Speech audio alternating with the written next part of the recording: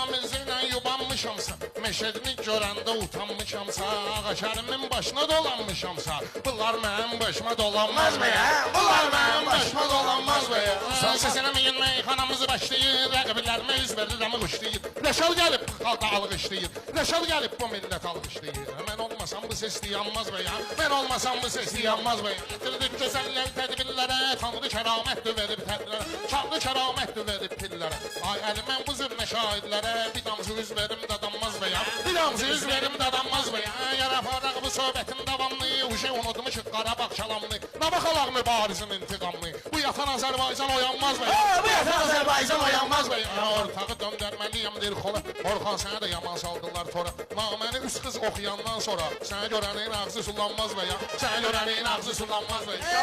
Sənə hörməti bəsləyəcəm, hələ onu oxuyanları səsləyəcəm. Qafiyə düşməsə də deyəcəm, burada desəm bunlar soyunmaz be ya, burada desəm bunlar soyunmaz be ya. Özümün üstündə qaşımı itirdim, mən aydın kimi sirdaşımı itirdim. 41 yaşında qardaşımı itirdim. Əzəl nə zalimdir, yubanmaz be ya, əzəl nə zalimdir, yubanmaz be ya.